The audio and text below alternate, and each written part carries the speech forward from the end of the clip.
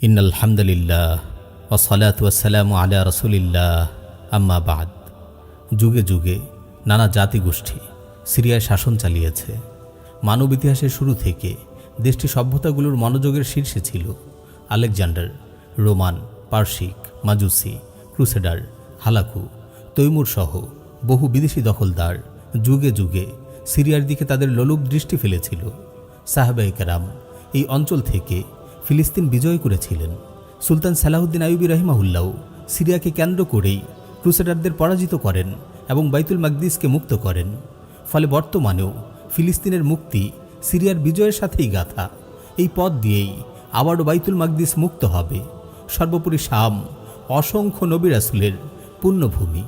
রাসূল সাল্লাল্লাহু আলাইহি ওয়াসাল্লাম শাম নিয়ে করেছেন একাধিক ভবিষ্যৎবাণী। মহান রবের কাছে শামের ভূমি অধিবাসীদের জন্য করেছেন বরকত কামনা। এই ভূমিকে আল্লাহর শ্রেষ্ঠ ভূমি হিসেবে উল্লেখ করেছেন। শেষ জামানায় মহাযুদ্ধের সময় সিরিয়াই হবে মুসলিমদের ঘাঁটি, ঈমানের ঘাঁটি। এই ভূমিতে অবতরণ করবেন হযরত ঈসা আলাইহিস সালাম। শামের ফজিলত পবিত্র দুই ভূমি মক্কা ও মদিনার ফজিলতের মতোই হাদিসে নববীর মাধ্যমে মহৎ পর্যায়ের। তাই সিরিয়া মুসলিম উম্মার জন্য তাৎপর্যপূর্ণ একটি অঞ্চল। সিরিয়ার মুসলিমদের মুক্তি মানে পুরো মুসলিম উম্মার জন্য খুশির দিন। সিরিয়ায় আহলুস সুন্নাহর বিজয় মানে পুরো মুসলিম উম্মার বিজয়। আজ বহু ত্যাগ ও কোরবানির মাধ্যমে সিরিয়ার মুসলিমদের বিজয় এসেছে এবং তারা দীর্ঘ 53 বছরের নুসাইরি শিয়া কুফরি শাসনের নির্যাতন ও নিপীড়ন থেকে মুক্ত হয়েছে।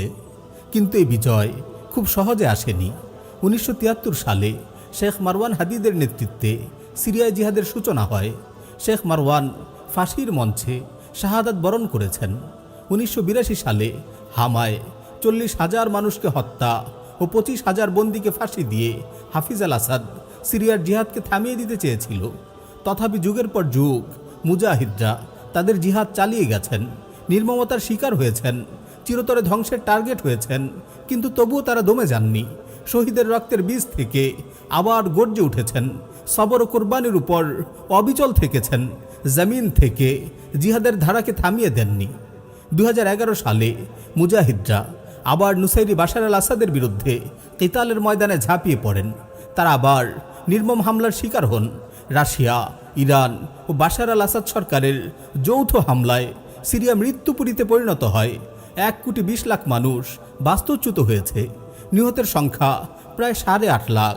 50 লক্ষ মানুষ দেশ ছাড়তে বাধ্য হয়েছে। জাতিসংঘের শিশু বিষয়ক সংস্থার ভাষ্যে দেশটির 56 লাখ শিশু যুদ্ধ যন্ত্রণায় কুঁকড়ে গেছে। কারাগারের নির্জন অন্ধকারে বন্দী হয়েছেন হাজার হাজার সিরিয়ান মুসলিম। বাদ যায়নি উম্মার মা বোনেরাও, যেখানে তারা প্রতিনিয়ত শিকার হয়েছেন অজানা নির্মমতার, যার ব্যাপারে আমাদের পৃথিবীবাসীর হয়তো কোনো ধারণাই নেই। এরপরও তারা দমে যায়নি। 2024 সালের নভেম্বরের শেষ প্রহর বিদ্রোহী জিহাদি গ্রুপ হাইয়াতু তাহরির শাম যুগের ফেরাউন বাশার আল আসাদের দখলকৃত অঞ্চলগুলোতে পুনরায় আক্রমণ শুরু করে। মাত্র 2 সপ্তাহে তারা মহান আল্লাহ তাআলার সাহায্যে একে একে সিরিয়ার গুরুত্বপূর্ণ সকল শহর দখল করে নেয় এবং ডিসেম্বরের 8 তারিখে রাজধানী দামেস্কের নিয়ন্ত্রণ নিয়ে নুসাইরি শাসনের পতন ঘটায়। বাশার আল আসাদ সিরিয়া ত্যাগ করে পালিয়ে যায়।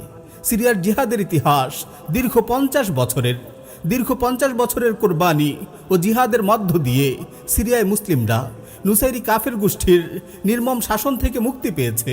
আলহামদুলিল্লাহ। প্রিয় উম্মাহ, এটাই হলো বিজয়ের প্রকৃত পথ।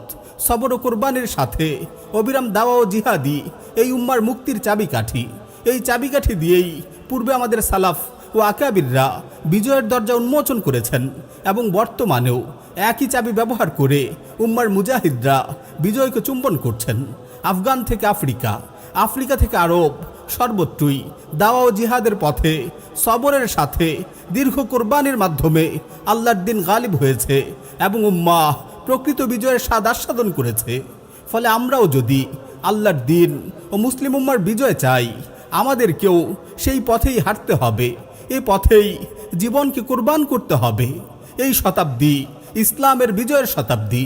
এই শতাব্দী মুসলিম উম্মার মুক্তির শতাব্দী। তাই হতাশাকে ঝেড়ে ফেলুন, বিজয়ের পথে অম্লান বদনে নিজেকে বিসর্জন দেওয়ার জন্য প্রস্তুত হন। সকল দ্বিধা ও সংশয় কাটিয়ে দাওয়া ও জিহাদের ময়দানে ঝাঁপিয়ে পড়ুন এবং উম্মাহকে প্রকৃত মুক্তির পথে তুলে আনুন।